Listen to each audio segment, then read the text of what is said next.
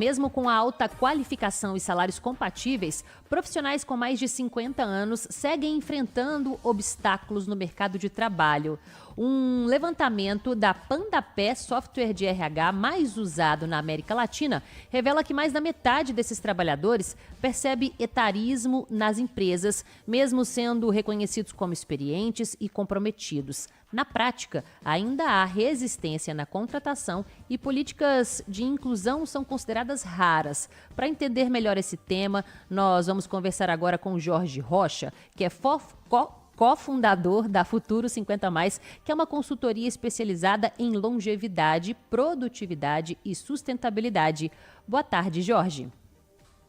Boa tarde, Maíra. Boa tarde, Luiz Fernando. Tudo bom? Tudo bem, e com você? Ótimo, obrigado. Ô Jorge, vamos começar aqui com uma pergunta que é a seguinte: qual que é a principal barreira enfrentada pelos profissionais 50+ no mercado de trabalho atualmente?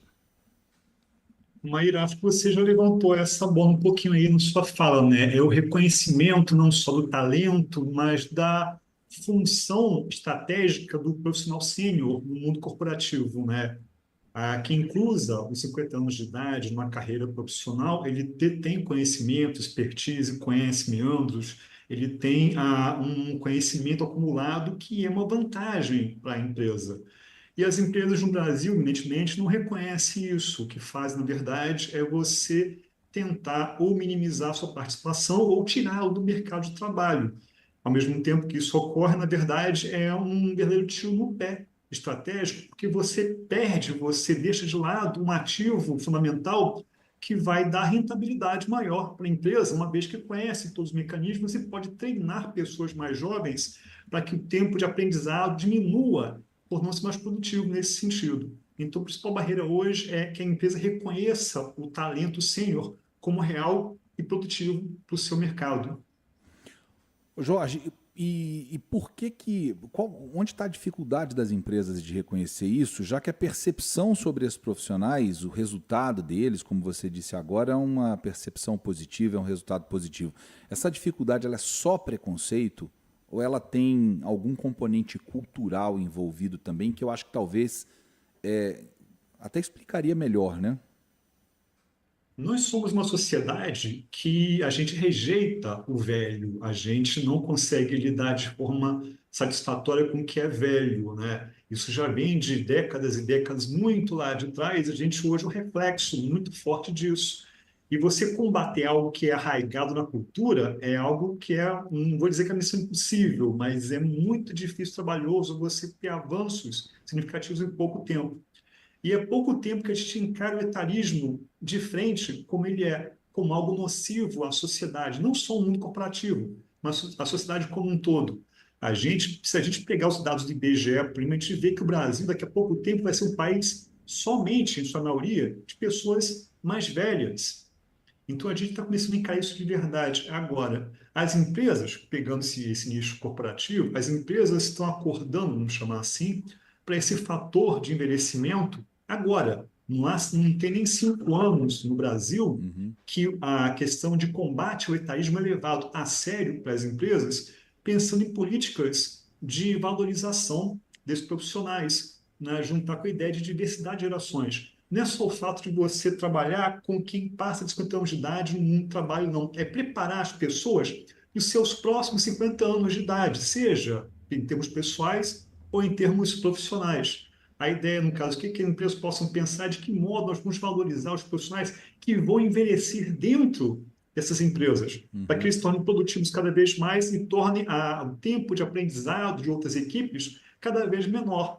Há uma série de estudos internacionais que dizem que profissionais sêniores, quando são colocados para trabalhar em conjunto com outras gerações, estão um tempo o arco de aprendizado muito menor, que dá mais produtividade para as empresas. Ou seja, a gente está batendo na tecla hoje que investir em longevidade significa maior rentabilidade para a empresa. Eu acho que esse é o principal foco que a gente pode usar para combater esse etarismo no mundo corporativo. E existe uma diferença enorme entre velho e envelhecido, né, Jorge? Existe. Assim, a ideia mesmo de você pensar em velho é a coisa desgastada, né? A coisa que é antifuncional, né? Uhum. A gente defende muito no Futuro 50 Mais, e quem lida no combate ao etarismo, a ideia do envelhecimento saudável e produtivo, né? É por isso que a gente trabalha com longevidade, produtividade e estabilidade. A gente tem que pensar o Brasil como um país de pessoas que estão envelhecendo e querem envelhecer bem, querem envelhecer saudáveis e produtivas, né? O Uhum. envelhecimento hoje ele é muito distinto do que era 10, 15, 20 anos atrás.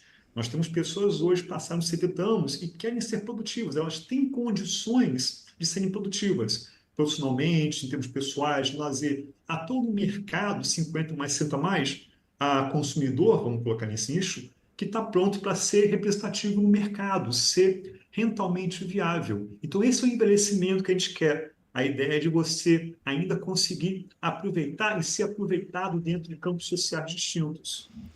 Não é incomum, Jorge, que a gente observe que algumas empresas, por exemplo, adotem práticas da seguinte maneira: o profissional 50 a mais, profissional mais experiente, muitas vezes, né, sênior ali naquela vaga, custa teoricamente um pouco mais e elas optam por contratar pessoas mais jovens com quase nenhuma experiência, pensando ali no custo que esse profissional vai trazer para a empresa. Como é que faz para mudar esse tipo de pensamento e como que o profissional 50 a mais deve chegar numa empresa na hora da contratação para justamente negociar esse salário, saber apresentar ali quais são as qualidades dele, em detrimento ali com um profissional mais jovem que não tem experiência, que talvez vai cobrar mais barato pelo mesmo serviço?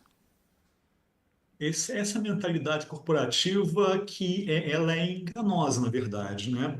Ao você achar que você vai abrir mão de um profissional que é mais caro, porque ele é mais completo, e contra pessoas mais jovens e pagar menos, você vai ter uma qualidade de trabalho que pode diminuir e o tempo de execução de serviços, de cumprimento de tarefas, ele vai aumentar. Então, é uma questão muito simples de matemática. Se você tem mais tempo para cumprir tarefas, você tem menor rentabilidade, menor produtividade.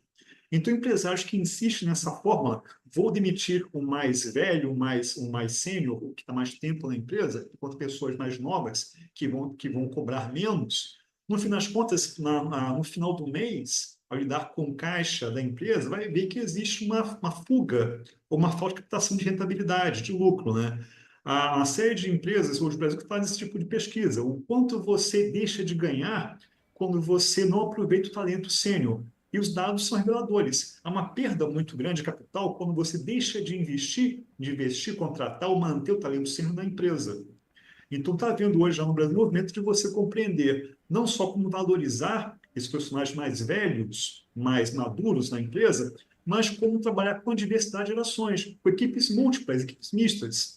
Que a ideia, no caso, é você pensar de que modo eu posso lidar com bloqueadores de resultados, pensando em várias facetas, em vários pontos ao mesmo tempo, com várias gerações trabalhando em conjunto. Essa função de ações diversas em equipes, em squads, em agilidade, dão muito mais lucro e produtividade do que você deixar o mais maduro de lado e investir somente em comparações mais jovens e mais baratas. Muito bem. Jorge, você falou uma coisa que me chamou a atenção numa das suas primeiras respostas, é que a gente vem de uma sociedade que rejeita o velho. Quando você fala essa sociedade, você está falando de sociedade brasileira ou isso é um fenômeno mundial?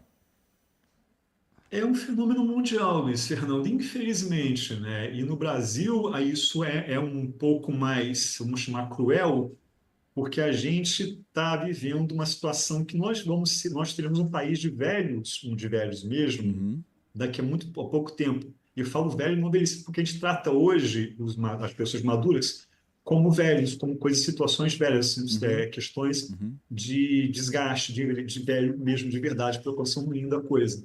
No Brasil, a gente não tem nenhum tipo de política, seja ela pública, corporativa, social, que realmente lide, que vire a chavinha nesse processo do velho para o envelhecimento saudável. Existem, óbvio, iniciativas que estão se somando, se completando, mas elas são incipientes. A gente hoje ainda tem a ideia de que envelhecer é um problema, envelhecer é um demérito, envelhecer é um decréscimo social. Ou, na verdade, temos condições hoje de que o envelhecimento ele pode ser um fator completamente que vai mudar, vai virar essa balança, mudar a balança social, econômica, etc. do Brasil, se houver investimento de verdade em qualidade, em longevidade.